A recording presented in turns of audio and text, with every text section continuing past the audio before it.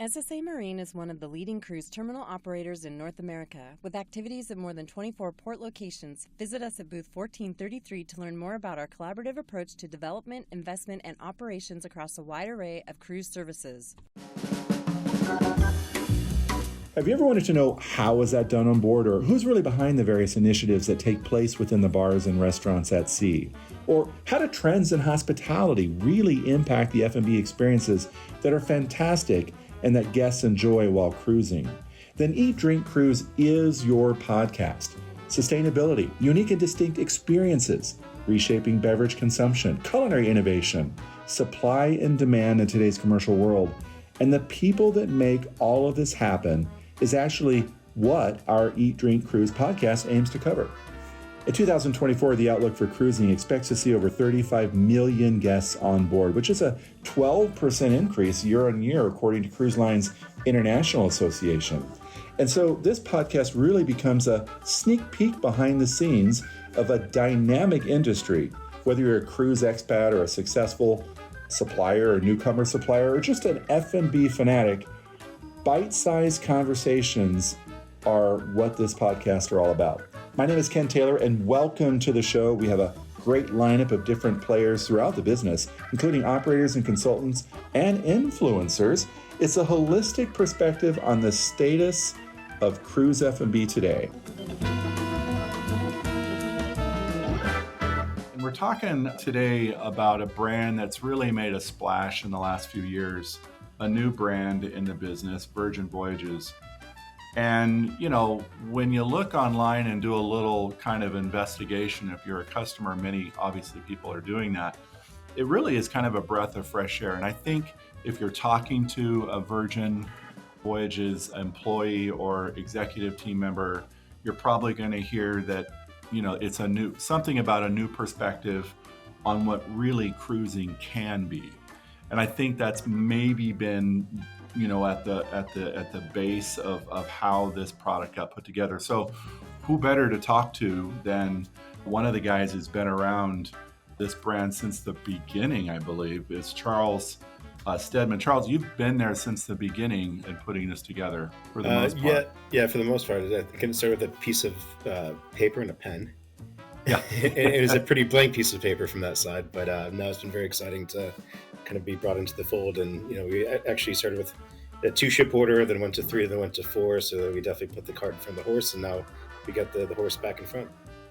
That's awesome. Charles is Director of Food and Beverage Experiences and Strategic Partnerships. So for, you know, close to my heart is food and beverage, and many people that sail, the sailors that join or make a decision to cruise on Virgin Voyages, I know are thinking about the food and beverage offering. And, you know, it's important. I think it's a focus probably for all the cruise lines. So we kind of focus on that with this podcast. Thank you very much, Charles, for joining us. You live in Miami, but I understand you've spent a long time in Chicago. So you're a transplant to Florida from Chicago. Yes, I found the value of the ocean rather than Lake Michigan. So although Chicago has a great food scene, a great food and beverage scene, you know, and there's a lot of great restaurant groups that have originated from there. But I do like that humidity down here to keep me young looking as much as possible.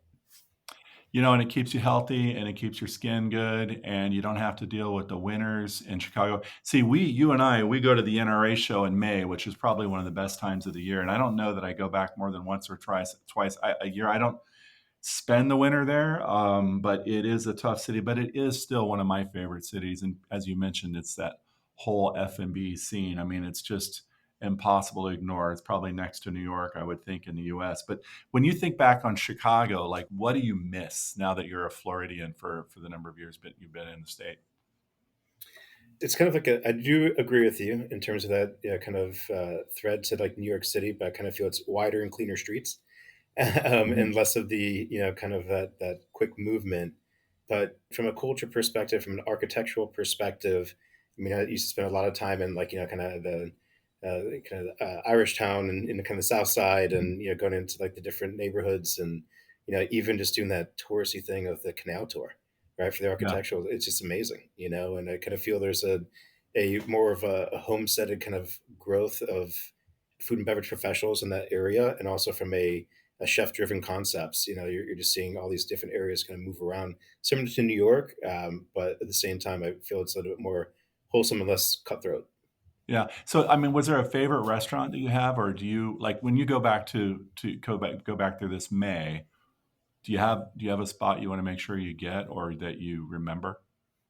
I mean, I'll give you two. I'll give you the guilty pleasure, which if people know, they know Portillo's. Oh It's yeah. for you can't go wrong with a good Portillo's, hot beef sandwich. But actually, I'm very excited, because they're actually going to be opening up a location down here in Miami, but Maple and Ash, Oh, okay. hands down, a phenomenal steakhouse. I think it's probably one of the top three brunches I've ever been to. As well from a service perspective, design elements. I mean, the whole kit and caboodle. From that, and I know they're opening up a location down here in Miami, so I'm very excited to see that opening and going to support them as well. That's always a stop. Awesome. Do you have a favorite spot in Miami? Like, where are you going right now these days? Well, I was sad that Q closed, but right across the street is Uchi. So Mhm. Uchi is, I think, not just only a great restaurant, but one of the best happy hours. And then yeah, a little bit of a see and be seen spot, Mila. I think really kind of Uh-huh. delivers on that Mediterranean kind of approach and indoor and outdoor, and whether you're kind of by yourself and you want to sit in the bar and kind of people watch or entertain some friends, or if we sit down for dinners to celebrate, it's always just a great experience. So this is the Eat Drink Cruise podcast. So we have to ask all of our guests who join us their favorite cocktail. Now there's food, and we talked about some good stuff there. But what is? I mean, so you've been putting together these bars and restaurants. The overall experiences on board Virgin since a few years now, as you're in three ships, right? Three ships, yep, with With the fourth with one next with year. three ships, and there's got to be. What is your favorite cocktail? What's your go-to drink? Oh, Ken, that's a hard one. I mean, I've got six brothers, obviously, and seven boys. God bless my mom. Kept trying for the girl, it didn't happen. It's like asking who my favorite brother is. It's Paolo, but he's great. But no, right now, I'm kind of. It depends on the mood. Maybe it's the Cancer sign that I am, or whatever it may be from that. But right now, I'm kind of on a mezcal Negroni kick. Yeah. I think just in general, you're seeing kind of the agave spirits really just pick up. Not just in the U.S., you're seeing it in Europe and other countries as well. We just recently launched a ship down in Australia, so a lot more agave spirit kind of movement down there. Same thing in Singapore. But just that kind of earthiness and that little bit of like hint of smoke to kind of play with the bitters and the sweets and everything from that, and complexity of the vermouth is right now kind of my jam. We're hearing that too a lot, which is kind of cool. So it takes us to bars on board Virgin, the new drinking consumer, right? That's definitely something I'm sure you're talking about.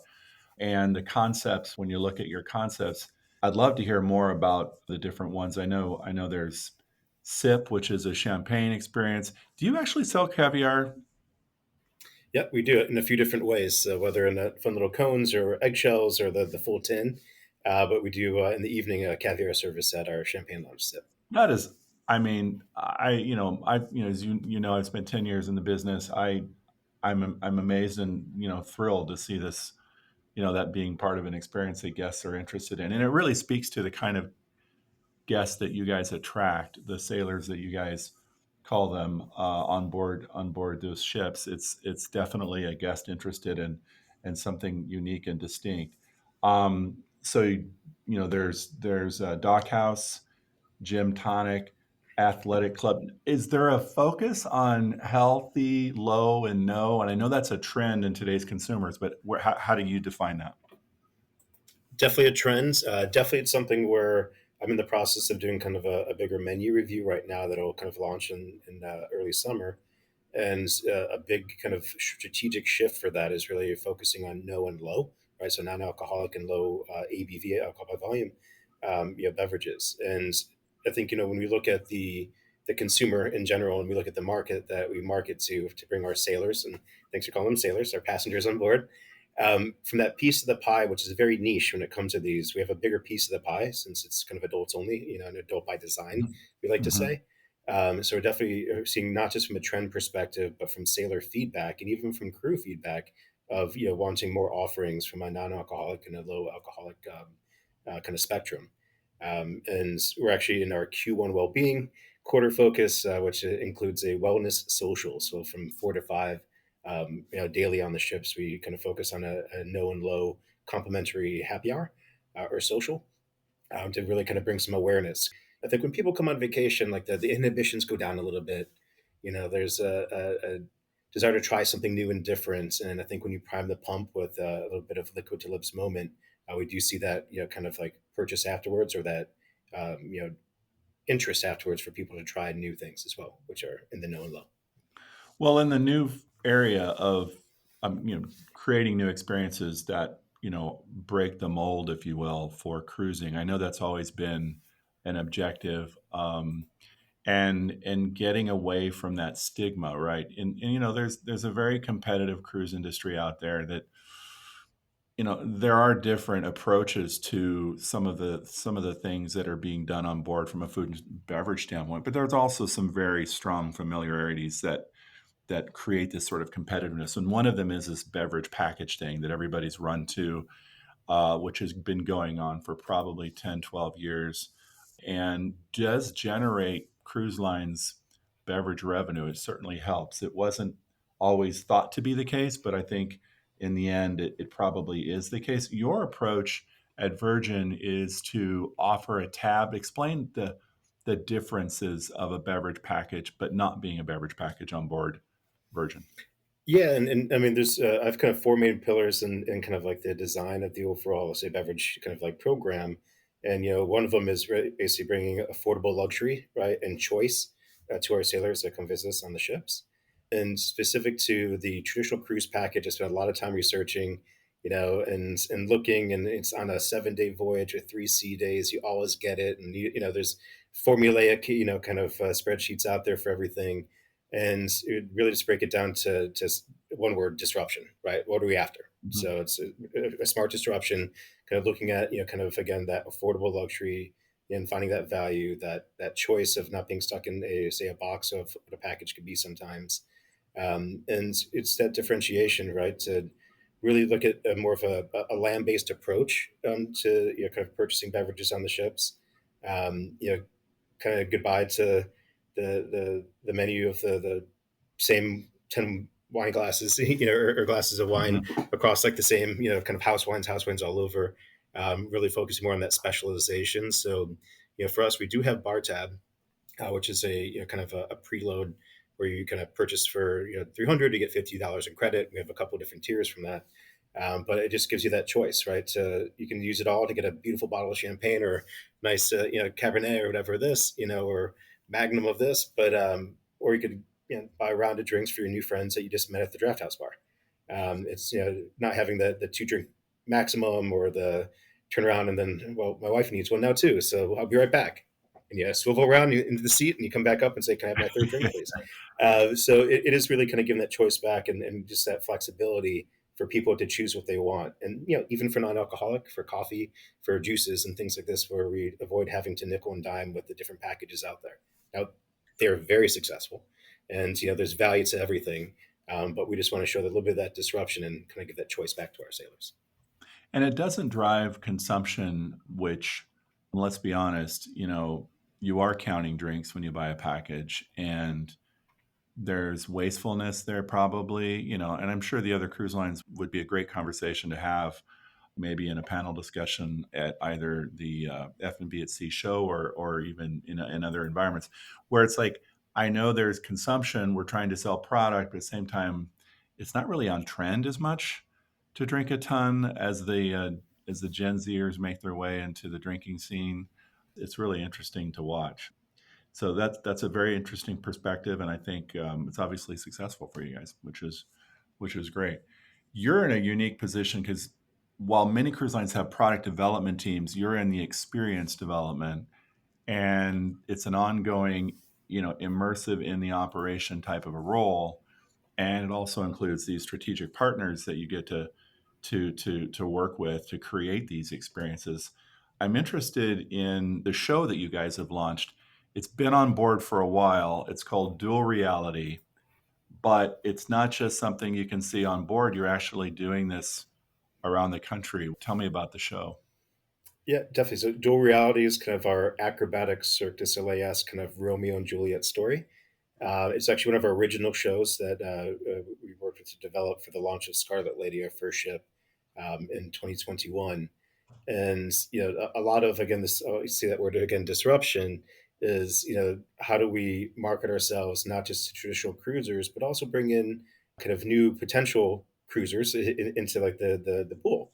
And a lot of that is really kind of blurring that land and sea kind of like divide, where we're going to now take one of our shows, which has been very successful, for our entertainment shows, and we're going to kick it off in Boston, do a multi-city tour around the U.S., and kind of bring that awareness, right? That we are a little bit different. Where kind of like the mermaids, the ships, the lady ships are after. We'll have the siren song to woo people from land out to sea. So that's a great example of how we're kind of marketing into key cities and key markets, and really it's less of a demographic and more of a psychographic of millennial mindset, young at heart, whatever you want to call it. But we definitely have this approach of we welcome everyone, but we may not be for everyone. And I think part of that too is the appeal and draw of new sailors, which could have the potential to be new cruisers across other companies as well, so to come into the market and really see what this experience on Virgin Voyages is about and what cruising is and how do our take on it. Yeah, and so art and culture, I mean, that is definitely a unique topic for cruising.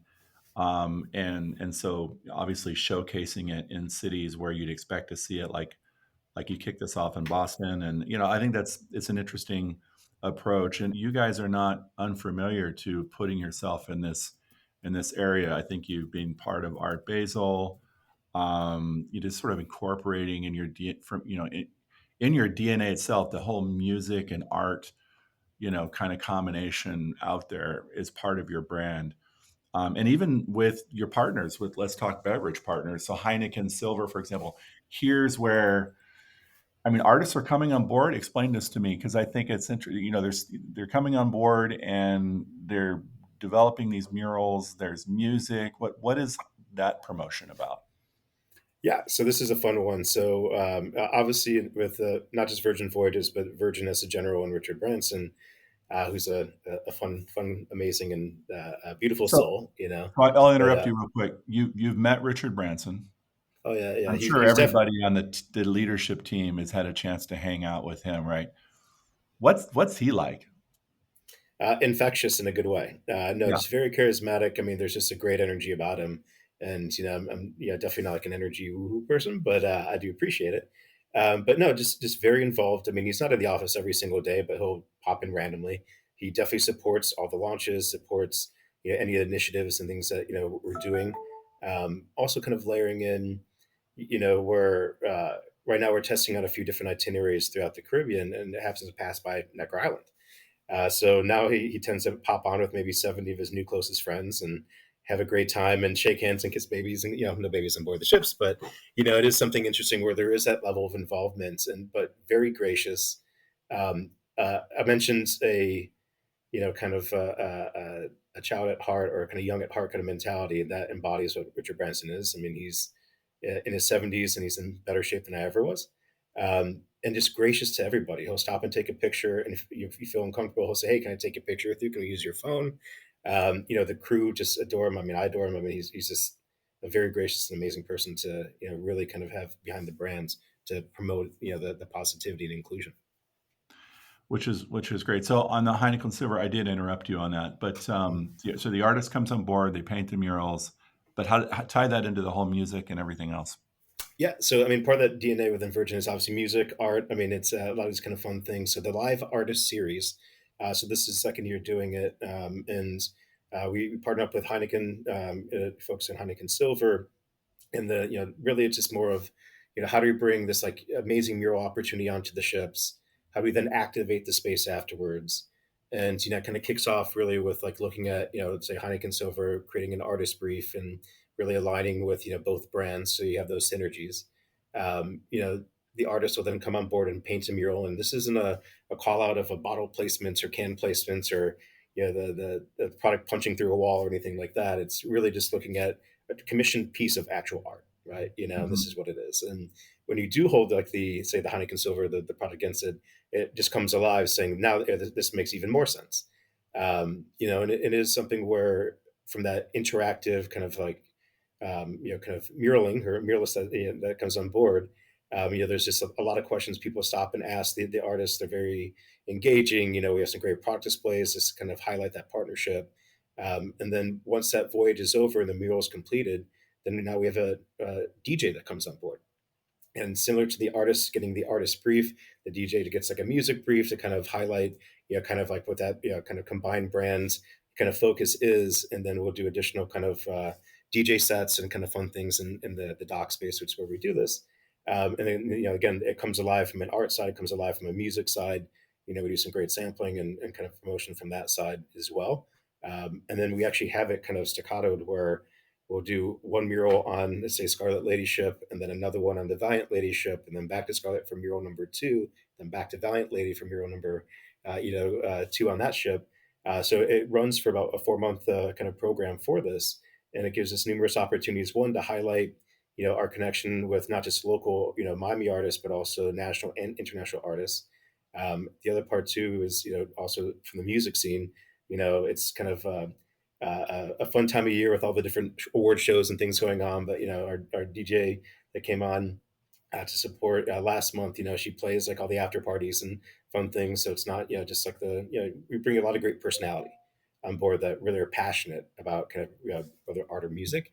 And I think that it also aligns with the partners we select. Heineken's got some great music programming, art programming.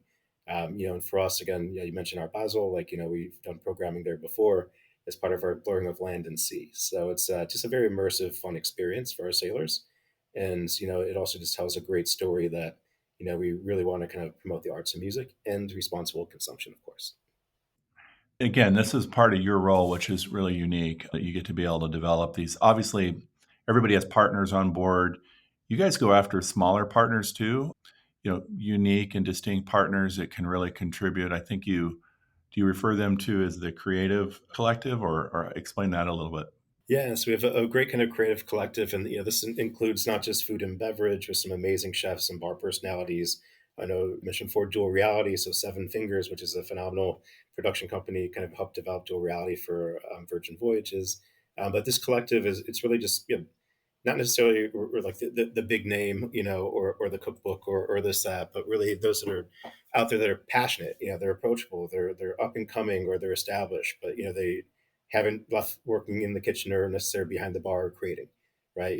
Because we do love that creation aspect, and we've got over 20 eateries on board, six major restaurants. We don't do the dining hall, kind of thing, and over 25 bars on board, and there's a lot of creativity that needs to be involved to avoid that cookie cutter, or to kind of fall into that kind of tunnel vision of being able to have something unique and fun and different, because each of the spaces are designed to have its own personality, from background music to the menu offerings to the decor, even the smell sometimes, from it. But using the collective, it's really to kind of focus on, whether it's a menu or recipe developments, also kind of tying into doing, things where they might be involved with their land-based restaurants, so it is a fun, kind of collective of a group of people that we're very proud to work with to really kind of deliver an amazing approach, again, very land-based to food and beverage.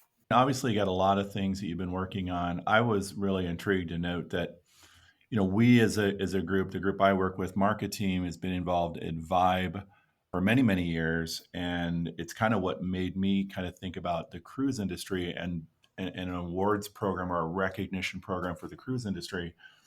But, many of the cruise lines are actually finalists in this year's Vibe Awards, which will be announced shortly. But Virgin is a finalist in more than I've seen in a long time. I noticed you're a finalist in 5 Vibe Awards. Vibe is the beverage conference in the US, the most notable beverage kind of industry conference. And I think you're down for a number of different potential awards there, best overall included, which means that would be overall, not just the cruise industry, but best overall in general, at least in that segment of hospitality. Alcohol free is another one. What is it that you guys submitted for the alcohol free program? I love it as kind of focusing on a few different things. So we have our kind of design bars. You mentioned a few gym and tonic, and Uh-huh. some of these other kind of spaces on the ship athletic club. The dock and dock house, even Razzle Dazzle, where there is a stronger focus on non-alcoholic and more wellness kind of driven selections. It is Hmm. finding that nice balance of detox, retox, or whatever you want to call it. Hmm. For it, but from smoothie selections, from kind of the typical non-alcoholic, right? Kind of offerings that you see across, ships, hotels, restaurants. In addition, we have a strong program which we're building even further. I mentioned that many of you on no and low, because we do see that as not just a trend, but it is something that's here to stay. Not just a fad, but definitely a trend. So it's kind of highlighting those program aspects across. Within that, we have what we call happenings, which are activations on board. And we do have a coffee cupping class. We have what's the tea, a mildly caffeinated experience, right, for kind of a tea cupping class. We utilize our entertainment team, which we have a persona called the balancer, or think like the fitness guru on board, for our move and flow bevies on the go. So kind of think you're doing some light activity motion around, while maybe stopping for a moment, have a quick little ginger shot and kind of chat health and wellness and nutrition. So it's really more of a holistic approach rather than just saying, here's a smoothie, right? Or here's a cup of coffee. It goes into a great partnership with Intelligentsia Coffee and JoJo Teas. It goes into utilizing entertainment to really drive messaging home. Talks on nutrition and talks on kind of wellness. So it's a really more comprehensive approach rather than just giving a menu, right? Which is important as well because people do look for those offerings in more than one or two. And then best LTO, you were telling me about Seven Seas Sipper, which I guess is it seven drinks and seven bars on board? Is Yeah, it like a little essentially a safari on board to some extent? yeah, it's a kind of a cocktail scavenger hunt to some degree. Yeah. So the Seven Sea Sippers, which we have did a great kind of partnership with Diageo for that one because it is seven drinks and seven different bars. You basically will go to each of the bars, you have the drink, you get a stamp, and then you get this little kind of cool pirate map that kind of takes you around the different areas. And then once you finish all seven drinks, you have an opportunity to win a secret prize. Which won't tell you what the prize is here. Got to keep some mystery to it. But we do also offer non-alcoholic versions for that as well. Because for those that are coming on board that may not want to participate, or seven drinks, it's not meant to be done in a day. But sometimes we see people that get Sometimes you do. full of vim and vigor. But also to kind of balance it out. So it really kind of creates like a pathway for those that really wants that kind of foolproof experience, a pathway for those that want that non-alcoholic experience, and also a pathway. And this kind of resonated when you mentioned before, as we're looking at this generational shift where I'm seeing phones again. What is this? But this moderation of consumption is real, right? And we're kind of seeing it in kind of when I'm in restaurants and looking at kind of check averages and looking at kind of what people are ordering and things around. For me, I like to be a fly in the wall. But it's kind of more of a kind of a sustained drinking as opposed to power drinking. And I think that moderation is something where people are looking to find that balance of a foolproof cocktail. I'll go to the next place, have a non-alcoholic. Again, it just gives that choice back. And one of our tenets, for the overall program is giving that choice back and the opportunity to choose your own adventure. But the Seven Sea Sippers is definitely a great one. And we'll be kicking off another one as well this year in July as part of our Eat and Drink Festival. Well, congrats on all the programs and congrats on the recognition at Vibe, which is held in San Diego. But also, F&B at Sea is coming up on April 10th and 11th. The Sea Trade Global Show is on the 8th of April. And of course, it goes right through. And it's exciting to see it being held at the Manor Wynwood Center Convention Center there. So we're really excited about it. The awards program, too. So F&B at Sea awards will be on the 11th. And I hope to see you there, man. I appreciate it. Definitely plan to be there. It was such a great event last year and very excited to see how it's expanded into this year. And that reminds me, I've got two more to submit. So I got two in, but thanks Ken for that one. Get those in. you know, It's a great panel of industry enthusiasts that are judging from all over the industry, from Cal Poly and the Dean of Hospitality to industry professionals that know the business really, really well, both writers and people that have done the work. So we're really excited to see how that comes together, and that's not too far off. So good luck on that as well. Charles, really been good chatting with you. Thanks so much for joining the podcast. Thanks, Ken. Appreciate it. You bet. Have a good day. SSA Marine is one of the leading cruise terminal operators in North America, with activities at more than 24 port locations. Visit us at booth 1433 to learn more about our collaborative approach to development, investment, and operations across a wide array of cruise services.